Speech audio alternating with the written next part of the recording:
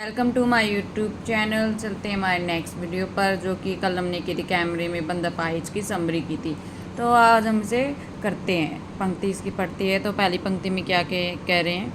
हम दूरदर्शन पर बोलेंगे, हम समर्थ शक्तिवान, हम एक दुर्बल को लाएंगे, एक बंद कैमरे में उससे पूछेंगे, तो आप क्या अपाहिज हैं, तो आप क्यों अपाहिज हैं, आपका अपाहिजिन तो दुख देता है। कैमरा दिखाओ इसे बड़ा बड़ा, हाँ तो बताइए आपका दुख क्या है, जल्दी बताइए वह दुख बताइए, बता नहीं पाएगा। तो इसका इसकी प्रश्न क्या रहेगा। प्रस्तुत काव्यांश हमारी हिंदी की पाठ्य पुस्तक आरोह भाग 2 में संकलित रघुवीर साय द्वारा रचित है। कैमरे में बंद अपाहिज से अवतरित है। इसमें कवि ने चित्रण किया है कि शारीरिक रूप से कमजोर व्यक्ति से टेलीविज़न कैमरे के सामने कार्यक्रम को सफल बनाने के लिए किस प्रकार के सवाल पूछे जाएंगे। व्याख्या क्या रहेगी। कवि का कथन है कि हम टेलीविज़न पर अपने को समर्थ शक्तिवान बताएंगे तथा अपने कार्यक्रम में सफल बनाने के लिए दूरदर्शन कैमरे के सामने एक शारीरिक कमजोर व्यक्ति को लाएंगे, उसे एक बंद कैमरे में बिठाएंगे, उससे अनेक प्रकार के संवेदनहीन प्रश्न पूछेंगे। हम उससे पूछेंगे कि आप अपाहिज है, यदि आप अपाहिज है तो क्या आप अपाहिज होकर खुश है, या फिर आप अपाहिज कैसे हुए, उसको कष्ट देते हुए, तो आपको यह कमजोरी दुखी देती है, ऐसे हम सवाल पूछेंगे उनसे। फिर उसके समक्ष अपने कमरे को बड़ा करके दिखाएंगे ताकि उसे बड़ा दिखाया जा सके। फिर इसी तरह उसे पूछेंगे कि आप हमें अपना दुख बता सकते हैं, जल्दी बताइए। कवि कहता है कि इस प्रकार टेलीविज़न कैमरे के सामने शारीरिक दुर्बलता से युक्त व्यक्ति से अपने प्रश्न पूछे जाएंगे, लेकिन वह अपने दुखों को बता नहीं पाएगा, वह अपनी संवेदना को इनके समक्ष नहीं रख पाएगा। चलते हैं नेक्स्ट पंक्ति पर, क्या कह रहे हैं इसमें। सोचिए बताइए आपको अपाहिज होकर कैसा लगता है, कैसा यानी कैसा लगता है। हम खुद इशारे से बताएंगे कि ऐसा है कि क्या ऐसा। सोचिए बताइए, थोड़ी कोशिश करिए, यह अवसर खो देंगे। आप जानते हैं कि कार्यक्रम रोचक बनाने के वास्ते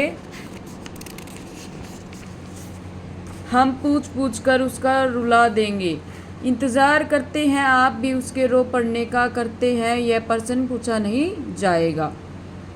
आइए पढ़ते हैं हम इसके बारे में। प्रश्न क्या रहेगा। यह पद्यांश हमारी पाठ्य पुस्तक आरोह भाग 2 में संकलित कैमरे में बंद अपाहिज कविता से लिया गया है। इसके कवि रघुवीर साय है, जो समकालीन हिंदी कविता के प्रसिद्ध कवि है। यह पद्यांश में कवि ने उन शारीरिक रूप से कमजोर व्यक्तियों के प्रति गहन संवेदना व्यक्त की है, जिनमें टेलीविज़न कैमरे के समक्ष दूरदर्शन वाले अनेक प्रश्न करते हैं। कवि कहते हैं कि टेलीविज़न कैमरे के सामने शारीरिक रूप से कमज़ोर व्यक्ति है। आइए इसकी प्रसंग देखते हैं क्या रहेगा।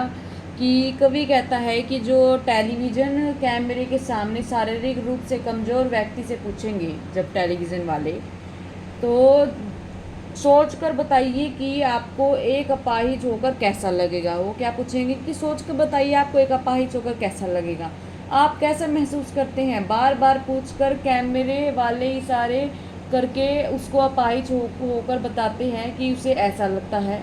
बार बार उस अपाहिज से ऐसी ही सवाल पूछे जाते हैं, बार बार कोशिश करने की सिफारिश करते हैं कि वह हमें सोचकर बताए कि उसे अपाहिज होकर कैसा लगता है, शारीरिक दुर्बल होकर कैसा लगता है।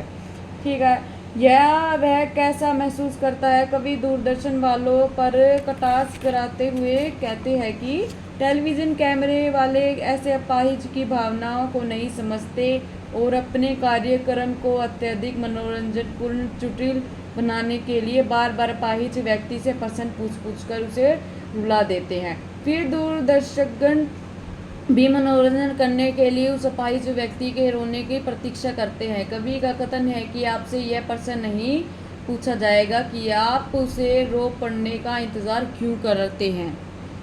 ठीक है, चलते हैं हमारे नेक्स्ट पर। आप और वह दोनों कैमरा बस करो, नहीं हुआ रहने दो, पर्दे पर व्यक्त की कीमत है। अब मुस्कुराएंगे हम, आप देख रहे थे सामाजिक उद्देश्य से युक्त कार्यक्रम, बस थोड़ी ही कसर रह गई थी।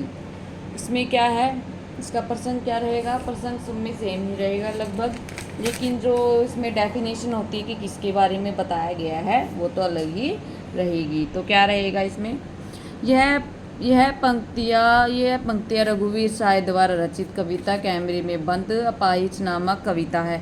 ठीक है। अतिरिक्त है, कवि ने एक अपंग व्यक्ति की बेचैनी का सजीव अंकन किया है। व्याख्या क्या रहेगी, कवि का कथन है कि हम टेलीविज़न का कवि का कथन है कि हम टेलीविज़न कैमरे के समक्ष अनेक प्रश्न पूछकर शारीरिक रूप से व्यक्ति को रुला देंगे, उसके बाद हम दूरदर्शन के बड़े पर्दे पर उसे रोते हुए अपाहिज व्यक्ति की आंसुओं से भर देंगे। कार्यक्रम की सफलता के लिए किसी अपाहिज व्यक्ति को बार बार रुलाकर दर्शकों के समक्ष दिखाते, आपकी कार्यक्रम की सफलता के लिए किसी अपाहिज व्यक्ति को बार बार रुलाए दर्शकों के समक्ष दिखाते हैं। अपाहिज व्यक्ति के आंसुओं से भरी आंखों के साथ साथ उसके होठों पर आई बेचैनी को भी बड़ी से बड़ी तस्वीर में दिखलाएंगे, ताकि दर्शकगण की शारीरिक कमजोरी की पीड़ा वेदना को समझ सके तथा महसूस कर सके। ठीक है, बस ये यहीं तक था। Thank you to watch this video, wait for my next video. Thank you so much.